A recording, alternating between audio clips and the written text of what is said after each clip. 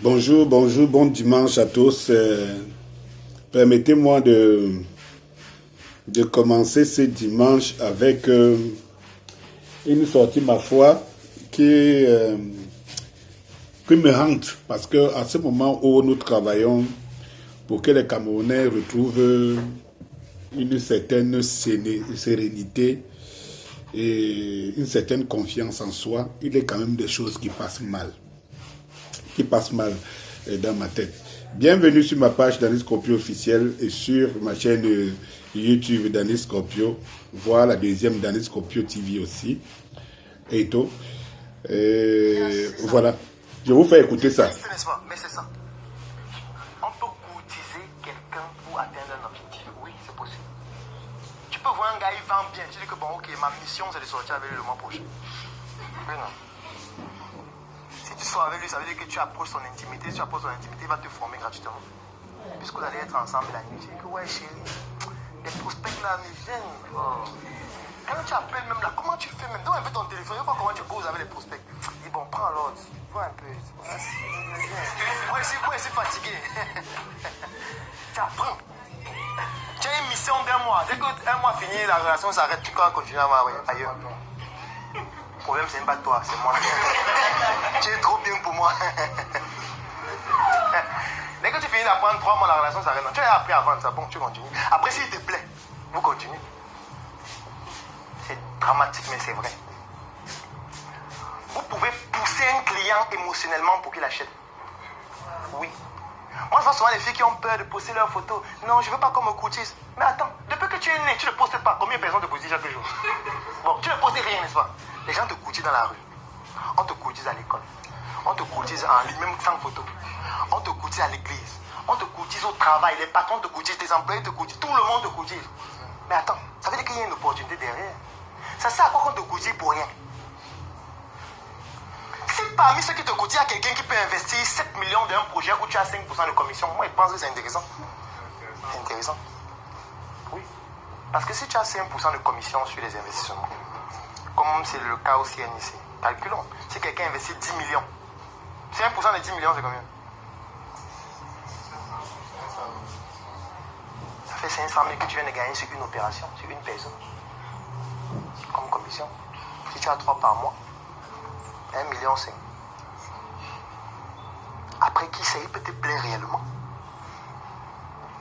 Parce qu'il ne faut jamais exclure ça. Ça peut être qui te plaît vrai à un moment. Et tu dis, bon, qu'est-ce qui me rapporte déjà 1,5 million par mois parce qu'il investit, il achète nos produits et services. Et il me plaît. Sortons une fois ensemble. Restons ensemble, vivons ensemble, marions-nous. C'est cynique ce que je dis, mais ça se fait. Heureusement que vous-même vous avez entendu, c'est cynique ce que je dis, mais ça se fait. C'est-à-dire que quelqu'un dit c'est cynique. C'est cynique ce que je dis, mais c'est un fait. J'ai répondu à quelqu'un qui a vu mon post hier, qui me disait oui, ça se fait et tout, donc il ne voit pas ce qui est extraordinaire. Je lui dis une chose est que des choses soient faites, une autre chose est de les vanter ou alors de les promouvoir. Quand vous entendez ce jeune homme parler, parce que je sais que c'est un jeune homme par rapport à moi, alors nous sommes donc entrés dans cette société-là. Dans cette société où on demande aux filles d'être des prostituées. Et quelqu'un me dit non, ce n'est pas ça. On demande aux filles d'être des prostituées puisqu'on te dit, puisque les paroles ont leur sens, les mots ont leur sens. Quand quelqu'un te dit, une fois que tu as fait une opération de 1,5 million, après tu te dis c'est un mois, voilà. Cela veut dire que un mois après un mois, tu es là dans la vente de piment. C'est-à-dire que chaque fois, tu te fais courtiser, et voilà, et courtiser, c'est devenu quelque chose de normal.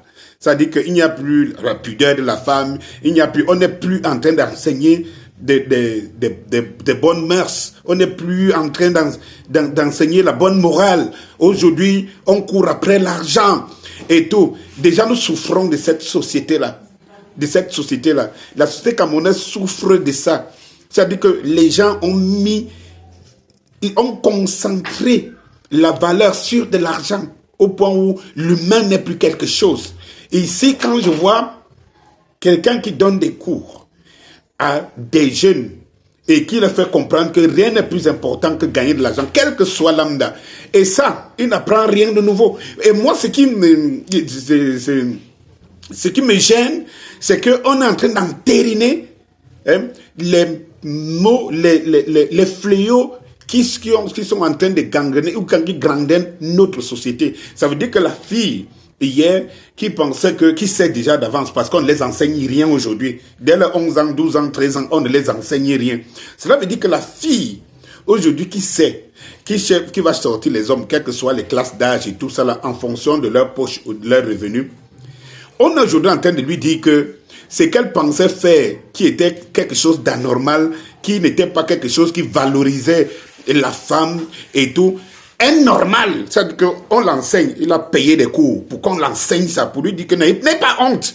N'aie pas honte de vendre ton corps. N'aie pas honte de te faire courtiser. Pourvu que CNIC, je crois, Claudel, l'entreprise de Claudel, si tu peux vendre je veux dire, les produits du proxénète et que toi tu tires tes pourcentages, c'est quelque chose d'important. Parce que les phrases qui vont suivre, ils vont vous faire écouter, en disent long. Et pour moi, je ne sais pas si un monsieur comme Claudel, que je suis depuis, parfois je vois ces dérives, mais quand ça atteint le paroxysme, ça, il faut sonner le glas, parce que je me pose la question. Lorsque j'ai vu cette vidéo, j'ai imaginé ma fille.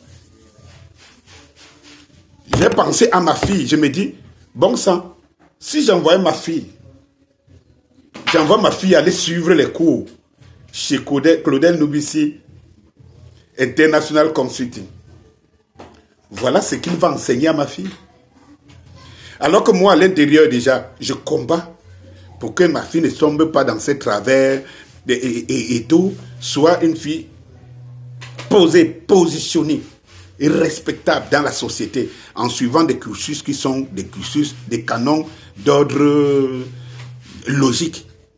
Alors, moi-même, je ne peux pas acheter. Donc, je paye une formation sur Claudel Nubissi qui va enseigner à ma fille que regarde-toi comme tu es là, comme tu es carteronne là, comme tu es jolie là. Ça, c'est ton fonds de commerce. C'est-à-dire qu'elle, déjà, elle sait, elle est courtisée et tout ça là, elle le sait et tout. Maintenant, moi, le parent, je paye sa formation pour qu'on l'enseigne que, en fait, ce que tu penses que tu devrais faire en cachette là, c'est normal à partir du moment où ça te rapporte. Bon sang! Bon sang! Et ça, c'est ce qui est à l'origine de la fragilité de notre société et de cette jeunesse aujourd'hui. Quand je fais des sorties ici à démontrer que les années 90, bien avant ça, et tout, les gens étaient encore, ils avaient encore ce qu'on appelait de la dignité. Cette dignité a foutu le camp à cause des intérêts. Ça dit que, qu'est-ce que Claudel est en train d'enseigner ici? Il est en train d'enseigner que tant que tu peux atteindre ton objectif, l'argent, le reste c'est rien. Tu peux sortir autant d'hommes. Chaque mois, tu banques. Dès que tu as pris un gars, il t'a montré comment il a fait pour atteindre ses objectifs. Un mois, tu banques. Après, tu peux sortir, continuer à sortir. Tu sors déjà avec lui. Après, tu peux vivre avec lui. Ça, c'est pour côté. Mais attends, c'est lui qui te donne 1,5 million là. Il ne te donne pas ça éternellement. Donc, cela veut dire que la fin, qui veut dire après, tu peux te marier avec lui. Donc, tu peux te marier avec lui. C'est juste pour arrondir les angles. Pour arrondir les angles. Mais l'essentiel ici, puisque tu ne vas pas te marier avec lui, puisque tu vas chercher un autre, tu vas toujours trouver un autre courtisan qui va venir chez Claudel, que tu vas amener chez Claudel, acheter les produits de Claudel, à qui tu vas faire des commissions de 500 000 à 1 million et tout. Donc, tu vas de courtisan en courtisan et tout. C'est de la prostitution, mon jeune frère, que tu enseignes à cette génération qui n'a pas besoin qu'on les enseigne encore, qu'on légalise ça. Puisqu'ils ne vivent que dans cet environnement. Regardez comment notre environnement est pourri. Des gens qui sont dans des sectes, des gens qui sont dans des... qui vendent, je ne sais pas, et les sperme, des gens qui vendent tout pour rouler dans des grosses voitures, avoir des grosses maisons et tout. Nous sommes dans cette société-là au point où les valeurs ont disparu. Des valeurs ont disparu. Tout jeune aspire à rouler dans des voitures, à devenir grand. Et on paye une formation à ce jeune où on va lui dire, mais si toi, tu penses que c'est une mauvaise chose, ce n'est pas un bon parcours, ce n'est pas un bon raccourci, mais c'est ça même la chose qu'il faut faire, c'est légal, c'est normal. Alors, quels sont les Camerounais qu'on veut et dans la rue et dans cette société pour construire la société camerounaise? Quels sont ces Camerounais? C'est là qu'on enseigne que vendre son corps, c'est la chose la plus facile. Et pour atteindre l'argent, écoute, moi Claudel, moi je suis un artiste. Je suis un producteur d'artistes. Et je vais te dire une chose. Quand tu enseignes à tes enfants, à tes élèves et tout ça là, ceux qui payent pour venir suivre ce genre de comédie, je vais te dire quelque chose. Est-ce que ton enseignement est strictement dans la société camerounaise? Ou bien cet enfant que tu enseignes là, un jour pourra prendre l'avion, se retrouver en France, en Europe et tout, et que les mêmes conditions de vie que tu exprimes dans ton enseignement, qui puissent s'en sortir dans les mêmes conditions de vie? Je pense que non. Alors je me pose la question, l'objet de ton enseignement, si ce n'est pas exploiter, devenir un gourou pour que ces jeunes-là que tu formes vendent tes produits, quel que soit lambda, ou alors que tu trouves même, tu les envoies. Parce que ce que tu es en train d'enseigner là, c'est qu'on a vu ailleurs, où tu vois des patrons et des bourreaux qui prennent des filles et des garçons, qui les envoient courtiser. Il y a des sectes aux États-Unis qui vivent comme ça. Donc leurs fidèles, le rôle c'est de les envoyer, d'envoyer les stars, se faire aller draguer des hommes, des milliardaires et tout, pour les faire venir entrer dans le secte et tout. Mais, mon frère, quand tu as fini de le dire, tu parles de quelle société? Tu parles de quelle société? Moi, je te parlais au départ, je suis un artiste. Oui, c'est un monde pauvre. Mais ce que tu peux enseigner à la société, à toute l'industrie de la musique, c'est que l'artiste ne pourra être riche que s'il se fait gigolo, si c'est un garçon, qui se fait prostituer, si c'est une fille. On sait que ça existe. Mais c'est un modèle qu'on doit vendre à la société, à la génération qui vient. Au point où si on dit à quelqu'un, engage-toi pour former une société dans laquelle tout le monde va s'en sortir. Non. C'est pour cela que quand on crie ici sur les toits, on ne voit pas les jeunes. Parce qu'il y a des gens qu'on veut qui les enseignent notre discours. Tout ça n'est pas important. Que Franck Biassois même remplace même son père, et tout ça n'est pas important. Ce qui est important pour toi, c'est que tu veux rouler dans les grosses voitures, tu vas avoir de belles maisons. Regarde un peu le premier homme qui roule dans une grosse voiture là, s'il peut te courtiser. Vas-y. Donc nous sommes donc dans cette société. Je vais te dire une chose. Ta théorie que tu dis là, elle vaut encore dans quelle autre société? Tu penses que les artistes au Nigeria ont besoin de se prostituer pour être milliardaires? Ou bien pour être riches? Tu penses que les artistes en Europe ont besoin de faire ce que tu dis là pour être riches? Tu penses que les artistes aux États-Unis ont besoin de faire ce que tu dis là pour être riches? Mais quelle est cette éducation que vous donnez à notre génération, à notre jeunesse? Donc, si ma fille veut entrer dans la musique aujourd'hui, elle passe pas ton école, tu l'enseignes qu'elle ne réussira que parce que elle donnera des fesses au producteur. Elle couchera avec le réalisateur. Elle couchera avec l'arrangeur. Elle sortira avec des journalistes. Et ainsi de suite. C'est ce que tu l'enseignes. C'est ce que tu l'enseignes. Au lieu de l'enseigner qu'en Europe, voilà comment l'industrie de la musique fait pour fonctionner. Au lieu d'enseigner des valeurs qui permettent en sorte que demain, on arrange la situation de notre industrie musicale. Toi, ce que tu enseignes, c'est que tu prends le plus pire des côtés pour positiver. C'est-à-dire qu'en fait, tu donnes l'impression à ceux qui te suivent que pour être riche dans la musique, si tu vois une fille qui est aussi sympa parce qu'elle a la compétence, c'est parce qu'elle a dû se vendre. Si tu vois un gars qui est au sommet, c'est pas parce que la musique lui donne de l'argent et tout, c'est parce qu'il a dû être, je ne sais pas, un gigolo. Les conséquences Tu ne les enseignes pas.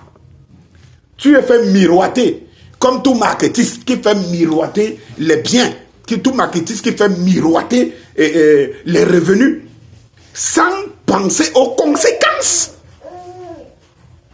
De génération en génération, on formera quelle société? L'industrie du Cameroun de musical souffre des mots qui sont des mots de la gestion. Et toi, tu exprimes que non. Tout simplement, c'est parce que les gars, les artistes, ne savent pas être des gigolos, ils ne savent pas vendre leur corps. Tout c'est que parce que les filles qui ne t'explosent pas dans la musique, c'est ça que tu enseignes. Donc ma fille vient suivre une formation de vente chez Claudel Nobissi. Voilà ce qu'on enseigne. Ça, c'est dangereux. Ça, c'est dangereux. Tu prends un exemple plus tard, où tu parles que tu as travaillé pour les hôtels, et que les hôtels tournent parce que c'est les prostituées. Donc tu es en train d'enseigner la prostitution, tu es en train de dire aux filles aux jeunes filles que je vois assises là, et aux jeunes garçons, cela veut dire quoi? Ça veut dire que tu es en train de vendre l'homosexualité et tout. Ça veut dire que le garçon qui est là, quand il va voir un monsieur dans l'hôtel et tout, qui est, ma foi, milliardaire ou millionnaire et tout, et qui peut faire en sorte qu'il vende des produits, qu'il achète les produits, qu'il vend via des commissions, des centaines, il doit y aller parce que c'est ça, il doit aller, c'est une fin en soi, il doit y aller. Oui. Il doit y aller. Donc, tout est possible. Tout est possible. Aller coucher avec les chiens et tout cela, pourvu que le bourreau achète des produits, vos produits, ce n'est pas un problème. Voilà ce qu'on va enseigner à nos filles chez Claudel Nobissi. Ça, c'est grave. Ça, c'est grave. Ça, c'est grave. Après, tu dis, non, tu peux sortir, tu vas sortir, tu peux dormir, et tout, et tout, et tout, et tout. Donc, en fait, toi, tu es en train de jouer maintenant le rôle de qui? Il faut donc laisser... C'est ce que... Pourquoi on combat les blogueuses, comment on les appelle, les blogueuses et tout. Il faut laisser cette histoire aux blogueuses, c'est ce qu'elles savent le plus faire. Mais comment toi tu enseignes dans une école pour former des jeunes à gagner de la vie et tu les formes à la prostitution? Tu les formes à la prostitution et tu dis voilà comment ça marche. Je dis encore en conclusion, j'aimerais te rappeler qu'un artiste, il n'est pas forcément milliardaire aux États-Unis parce que il est gigolo. Un artiste, il n'est pas forcément milliardaire au Nigeria parce qu'il est gigolo. Un artiste n'est pas forcément riche en Côte d'Ivoire ni au Congo parce qu'il est gigolo. Alors tu comprends que tu biaises ton école. Tu comprends que tu es en train de te transformer en un gourou qui déforme, qui manipule les jeunes. Qui manipule les jeunes. Tu les enseignes ce qu'on les enseigne, ce qu'on enseignera nulle part. Ça, c'est des choses privées d'ordre privé. Ça dit que quelqu'un peut décider de prendre les raccourcis dans sa vie pour faire. Mais tu ne peux pas considérer ça un cas d'école. Parce que tu veux des vendeurs, tu veux des vendeuses. Tu leur dis, vous pouvez faire n'importe quoi. Vous pouvez conjurer quelqu'un, vous pouvez faire n'importe quoi, pourvu que, à la fin, vous regardez plutôt le chiffre. Je m'arrête là pour toi.